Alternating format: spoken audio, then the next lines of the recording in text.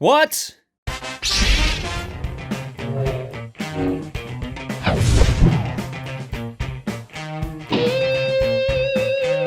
How's it going, ladies and gentlemen? Welcome to another video after my last video. If you haven't seen my last video, it's a big one. We talk about the official Batman movie stuff, news stuff, DC Fandome stuff. Trust me, check it out. Put a lot of effort into it, and there's predictions for DC Fandome. But scrap that for a second. What did I just read? I haven't actually even read the article yet. This is a very live reaction from me. This has been a crazy day so far, to be honest, because I didn't be expecting to make another video. And just as I'm uploading, funnily enough, my previous video, right this second, this drops. Ben Affleck will return as Batman in The Flash. His caped crusader will appear along with Michael Keaton's in the upcoming movie, which explores a multiverse of DC Comics heroes. Holy, oh my god, my god,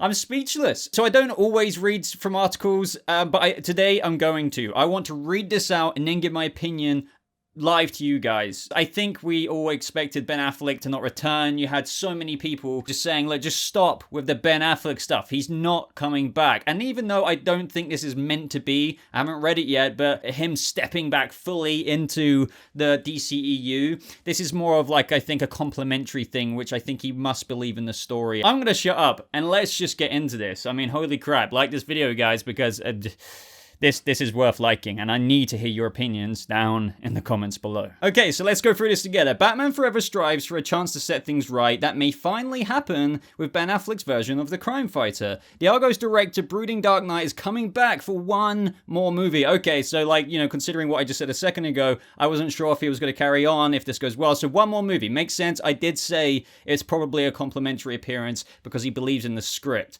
With Affleck agreeing to return as Bruce Wayne in the upcoming big screen version of The Flash, Vanity Fair has learned. Portrayals of Batman always ignite furious debate amongst fans, and Affleck's selection for the part continues to provoke intense discussion, even years, as I was prefacing before this, he first donned the cowl. Some love him, some disparage him, some refuse to see him in the role from the very beginning, while others consider him an underrated favorite who deserved more of a chance to play the role on screen. Now, The Flash movie, which is planned for release in summer 2022, will feature fast-moving hyperhero Barry Allen, played by Ezra Miller, breaking the bonds of physics to crash into various parallel dimensions where he'll encounter slightly different versions of the DC classic heroes. In an adaptation of DC's 2011 Flashpoint series, that makes, by the way, so much sense, and this is what people were theorizing with Crisis. What if that is what that took part during the Flashpoint movie, where he ran into Grant Gustin's Barry Allen? I could be wrong about that, but it makes sense. Anyway, moving onwards. Now, this quote here says, his Batman has a dichotomy that is very strong, which is his masculinity, because of the way he looks and the imposing figure that he has and his jawline, but he's also very vulnerable, Muschietti said in an interview. So we got some actual stuff here from the director. He knows how to deliver from the inside out that vulnerability. He just needs a story that allows him to bring that contrast, that balance.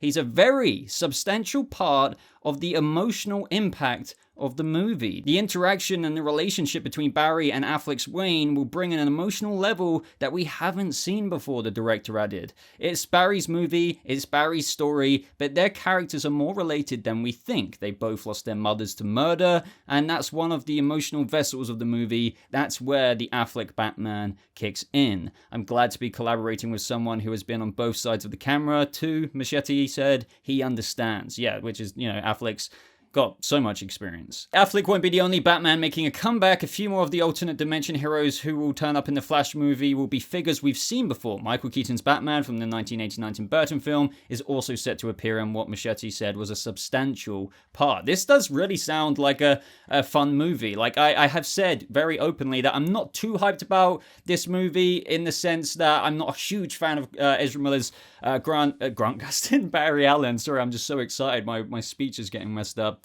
But I can't deny, this plot does sound really ecstatically wackily weird and wonderful, to be honest, and it looks like it will pull many strings. So there's another reason the Flash needed the character affectionately known as Batfleck. In DC movies universe, Affleck's grey-templed Bruce Wayne is the one Ezra's Flash would consider the original Batman, the one he has already fought alongside in the previous Zack Snyder films. Now, Muschietti said it wouldn't work as well for him to venture into the company of other Batmen without having Affleck as the starting point. He's the baseline. He's the part of that unaltered state before we jump into Barry's adventure, the director said. There's a familiarity there. The article goes on to say that the Crisis on Infinite Earth storyline laid the groundwork for the multiverse concept, with Miller's movie Flash making an appearance in that story by coming face to face with the TV Flash played by Grant Gustin. Another quote, this movie is a bit of a hinge in the sense that it presents a story that implies a unified universe where all the cinematic iterations that we've seen before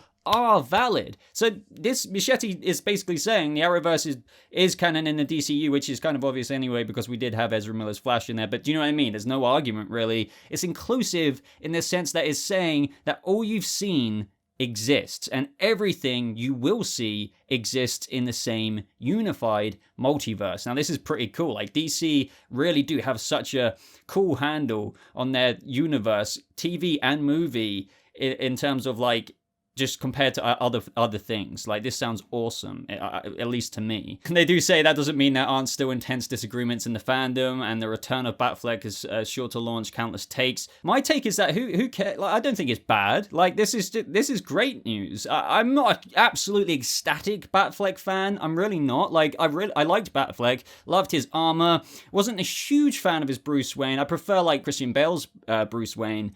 But I'm so on board of this, especially with what the director is saying, with how obviously, you know, Barry and Bruce have so much in common there. And obviously Barry, you know, that one of the whole things about this movie is to go back and save his mum, but also it's going to be a little bit of an alternative take on Flashpoint because he's going throughout different dimensions in the multiverse, which is just crazy. Barbara Muschietti, the producer of The Flash and sister and longtime collaborator of the director, told Vanity Fair she had worried this might make him reluctant to return at all. There have been all sorts of stories and things he said to himself about having a very hard time playing Batman, and it had been difficult for him, like we have all heard, she said. I think it was more about a difficult time in his life. Now, when we approached him, he's now in a very different time in his life. He was very open to it, which was a bit of a surprise to us. It was a question mark. We're all human and go through great times in our lives and terrible times in our lives, she added. Right now, he's in a place where he can actually enjoy being Batman. Wow, I feel like I'm in a different timeline. Plus, he doesn't have to carry the entire movie. It's a pivotal role, but at the same time,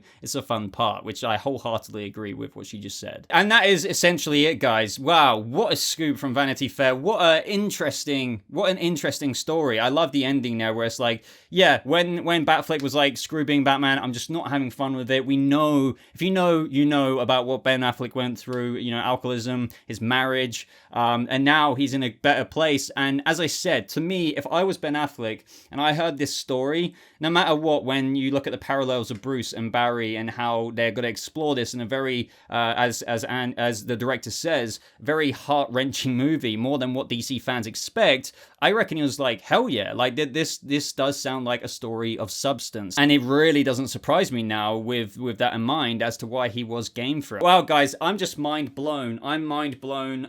What more is there really for me to say other than this is exciting? I would love your take on it, obviously.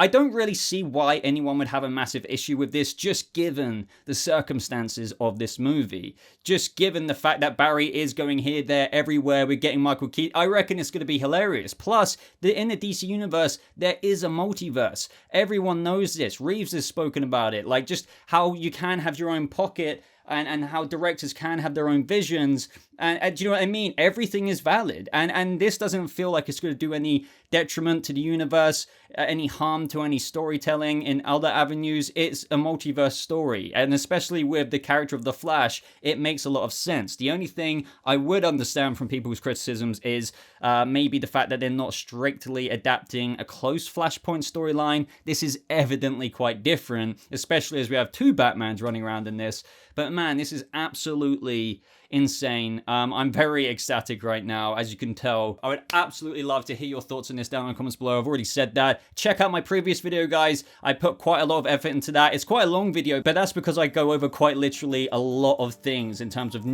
brand new news for the Batman, you know, everything going on at DC Fandome, my predictions, some DC Fandome changes because they freaking split it into 2 events now, one this Saturday in a couple days time, but also September 12th, so go out and check that out, just in case the sub box is screwed up from me doing 2 videos within a short space of each other. Like this video if you did enjoy it. Join that hype train. Check out my links in the top pinned comment, of course. Follow me on Twitter for more updates like this. And other than that, guys, thank you so much for watching. Hope you have a lovely rest of your day, and I'll see you, Bat family and Flash family, in the next video.